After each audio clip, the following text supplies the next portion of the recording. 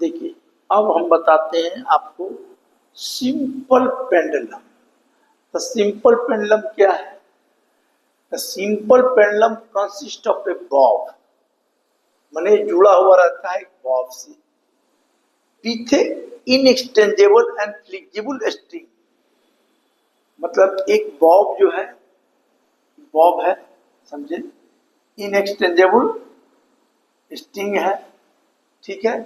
If it is slightly displaced from the position of rest, देखो इसमें भी हम मीन पोजीशन से मतलब पोजीशन ऑफ रेस्ट डिस्प्लेस कर दिया तो कहाँ जाएगा? मीन से स्ट्रीम, स्ट्रीम से मीन, मीन से स्ट्रीम, स्ट्रीम से मीन। तो यहाँ से ये सिंपल पेंडुलम क्या है? तो देखिए, सिंपल पेंडुलम में हम क्या बोले? एक consist of a bob with inexchangeable and flexible string है। If it is slightly displaced from the positions of rest, माने इक्विलिब्रियम पोजीशन, माने मीन पोजीशन, तो ये बिगन टू ऑक्सीलेट करना शुरू कर देगा। तो उस केस में इस मान ली इसका लेंथ है L, ठीक है, इसका लेंथ है L। अब ये मूव कर रहा है तो क्या होगा? ये मीन पोजीशन है, स्ट्रीम पोजीशन है, स्ट्रीम पोजीशन है। तो हम स्टडी कर रहे हैं कि इसका लेंथ L है, मान लो लेंथ L है, तो यहां से जब यहां आया तो वेट इसका नीचे काम करेगा, समझे। और इसको क्या कर रहा है? इस पोजीशन पर ला रहा है, तो इसको क्या बोलते हैं? Restoring force. तो जो फोर्स बॉब को ओरिजिनल पोजीशन पर लाए उसी को हम लोग बोलते हैं रिस्टोरिंग फोर्स। अब मोशन किधर कर रहा है? इधर, और लाना चाह रहा है, इसलिए नेगेटिव साइन होता है। तो तुम जानते हो जहां फोर्स mg ऐसे काम किया, वेट है, तो इसको हम लोग फिजिक्स में पढ़े हो, रिजॉल्व कर देते हैं फोर्स को। तो फोर्स को हम जब रिजॉल्व करते हैं तो ये mg है, ये कितना हो जाएगा? बोलिए, mg cos थीटा, और इसके परपेंडिकुलर क्या हो गया? mg sin थीटा, ठीक है। तो रेस्टोरिंग फोर्स, जो भी फोर्स लगेगा, रेस्टोरिंग फोर्स या टॉर्क जो लगता है, टॉर्क जो लगेगा मान लीजिए इसमें, वो क्या होना चाहिए? लीनियर। तो टॉर्क इक्वल टू, अगर टॉर्क लिखते हैं तो टॉर्क इक्वल टू क्या होता है? आई इंटू अल्फा। पढ़े? आई इंटू अल्फा। तो आई इंटू अल्फा, आई मान लीजिए एम मास है और एल दूरी है, तो मोमेंट ऑफ इनर्शिया कितना हो जाएगा? ml square. और अल्फा को क्या बोलते हैं? Rate of change of theta displacement, ठीक है। अल्फा क्या होता है? Rate of change of angular displacement, angular displacement D by d T. इसको डी बाई डी टी को हम लोग लिख सकते हैं ओमेगा। ओमेगा बराबर क्या होता है? D theta by d t. तो ये क्या हो गया? D theta by d t. ये क्या हो गया? D two by d t square. यानी यहां पर अल्फा का वैल्यू आ गया d two theta by d t square, यानी टॉर्क इक्वल टू हो गया ml square d two by d two square. इतना आ गया। अच्छा, या आप बोल सकते हैं इस केस में हम लिखा, आपको इस केस में लिखा। अब रेस्टोरिंग फोर्स है, तो रेस्टोरिंग फोर्स बराबर क्या होता है भाई? फोर्स हम जब भी ऑक्सीलेशन करता है, अगर लीनियर है तो फोर्स बराबर ऐसे लिख सकते हैं, F बराबर क्या होगा भाई? माइनस mg साइन थीटा लिख सकते हैं। रेस्टोरिंग फोर्स हुआ F बराबर mg साइन थीटा। अब F बराबर क्या हो गया?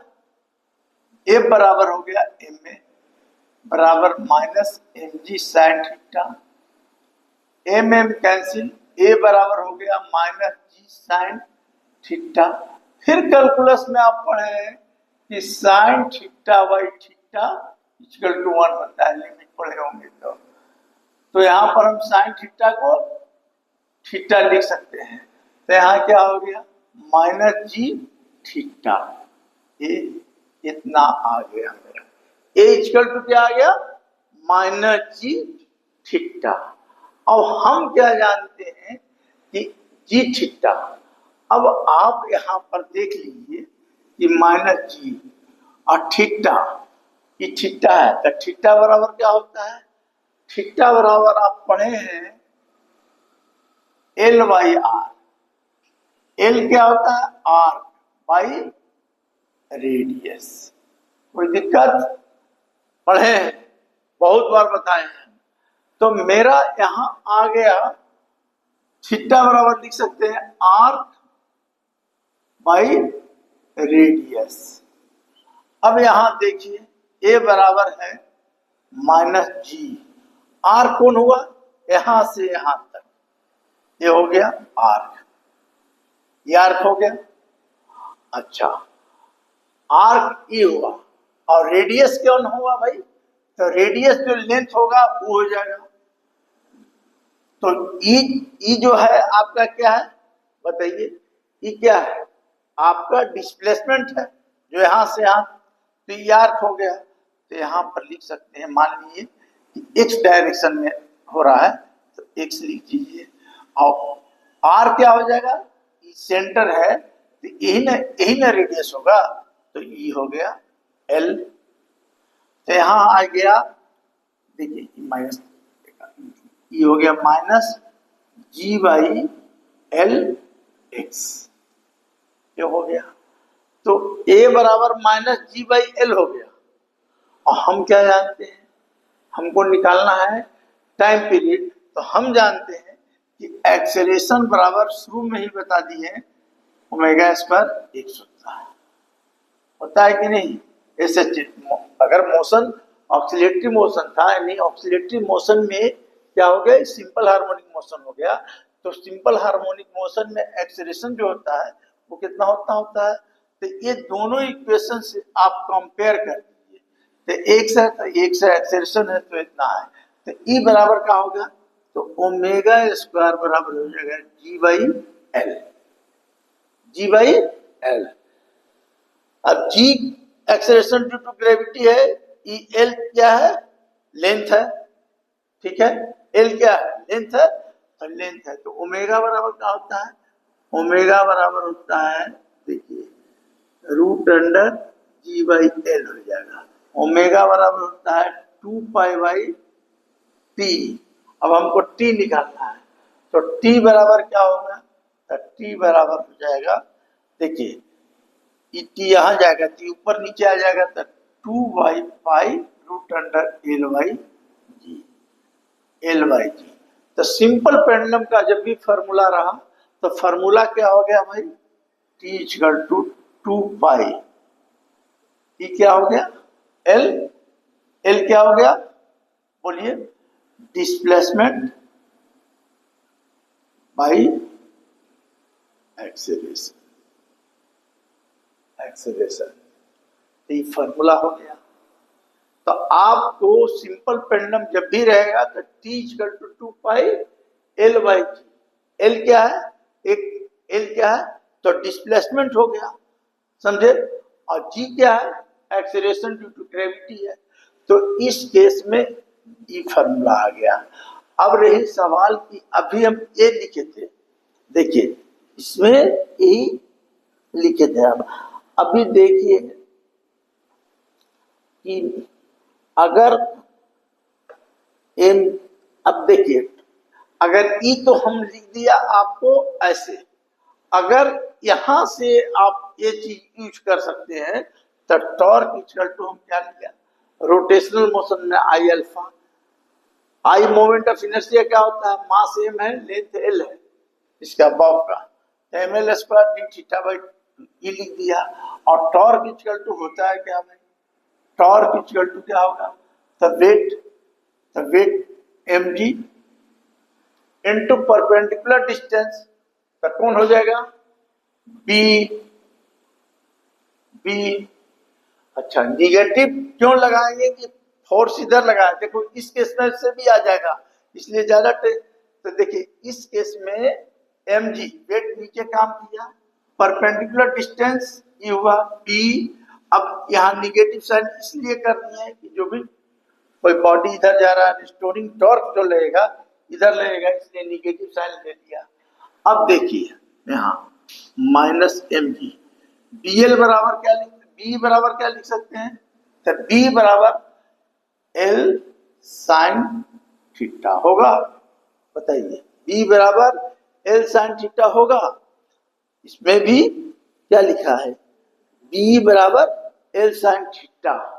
क्यों होगा भाई बी बराबर एल साइन थीटा, तो एल कौन हो गया, एल क्या है, पूरा है, तो यहां से यहां तक जा रहा है, तो इस केस में साइन थीटा निकालोगे तो देखो साइन थीटा बराबर, देखो इधर से बता रहे हैं, ये तो इससे करनी है, साइन थीटा बराबर क्या होता है, साइन थीटा बराबर ए परपेंडिकुलर ये दूरी, ठीक है, मान लो इसको ए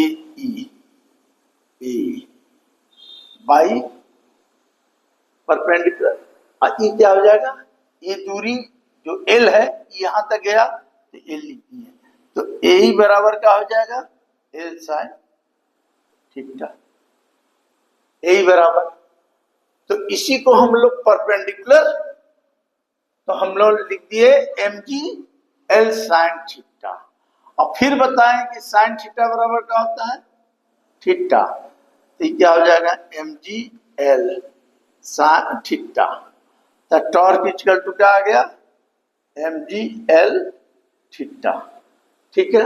और टॉर्क बराबर होता है क्या, बताइए, टॉर्क बराबर होता है क्या, तो टॉर्क बराबर आपको हम ये भी बताए हैं, टॉर्क बराबर क्या होता है, बोलिए, टॉर्क बराबर क्या होता है, आप पढ़े हैं, टॉर्क बराबर आई अल्फा होता है, तो आई अल्फा को क्या लिख सकते हैं, बताइए, आई अल्फा को क्या लिख सकते हैं, आई अल्फा को इतना लिख सकते हैं ना, है, तो देखिए m l square d two theta by d t square,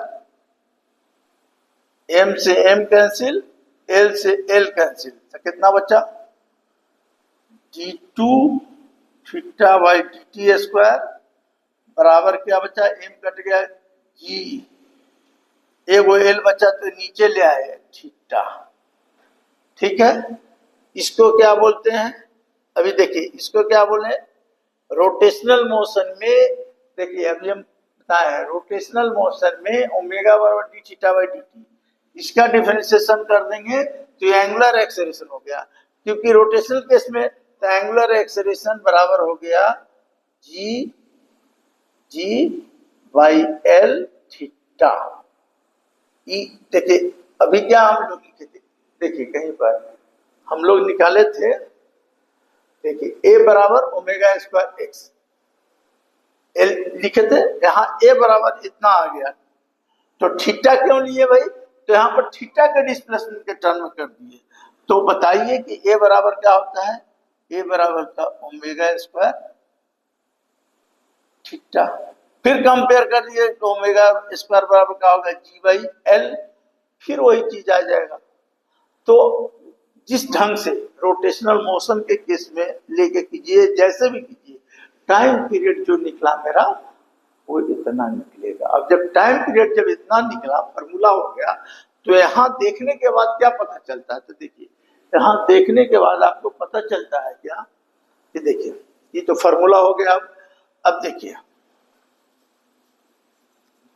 अब देखिए इसमें फार्मूला मेरा ए हो गया, टी इक्वल टू, अब यहां से क्या क्या चीज दे सकते हैं, देख सकते हैं, तो देखिए टी बराबर मेरा हो गया, टी बराबर हो गया 2 pi root under l y, छोटा एल तो बड़ा जो मानना है जी, एल क्या है डिस्प्लेसमेंट जी एक्सेलरेशन, यहाँ पर बोल सकते हैं कि time period of this simple pendulum जो होगा, time period of simple pendulum जो होगा वो इंडिपेंडेंट ऑफ मास, मास था लेकिन मास कहीं रिलेटेड नहीं है, मास से इंडिपेंडेंट है, एम्पलीट्यूड पर भी निर्भर नहीं करता है। एम्पलीट्यूड किसको अगर मूव कर रहा है यहाँ से यहाँ, तो ये एम्पलीट्यूड पर भी निर्भर नहीं कर रहा है, मास पर भी निर्भर नहीं कर रहा है, माने इंडिपेंडेंट है। तो डिपेंड्स क्या चीज पर कर रहा है, तो time period directly proportional to square of length पर कर रहा है,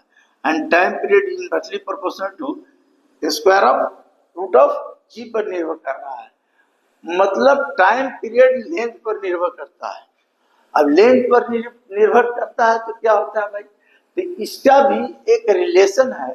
अब देखिए, टाइम पीरियड लेंथ पर निर्भर किया, जी पर किया, इंडिपेंडेंट ऑफ क्या हुआ, इंडिपेंडेंट ऑफ मास हुआ। अब देखिए, अगर मान लिया प्लॉट करें ग्राफ, टाइम पीरियड इधर लेने और रूट अंडर एल लें, तो ये बढ़ेगा तो ग्राफ ऐसा होगा।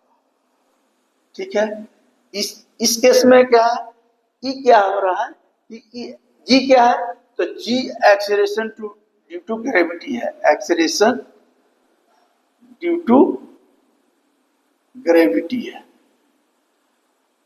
समझिए। तो टाइम पीरियड पर हिसाब अगर आया तो आप ये सब चीज दिमाग में रखिए। अब रही सवाल कि अगर ये पेंडुलम है, अब ये पेंडुलम को एक काम कीजिए, अब देखिए एक चीज, और आपको ये सब चीज दिमाग लगाना पड़ेगा।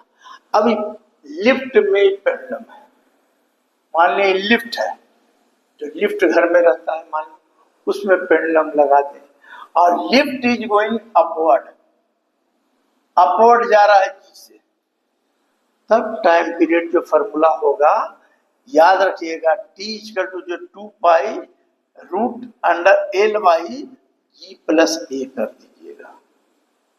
ए क्या है, जी तो एक्सेलरेशन, ई ऊपर, ए एक्सेलरेशन से जा रहा है, तो जी प्लस ए।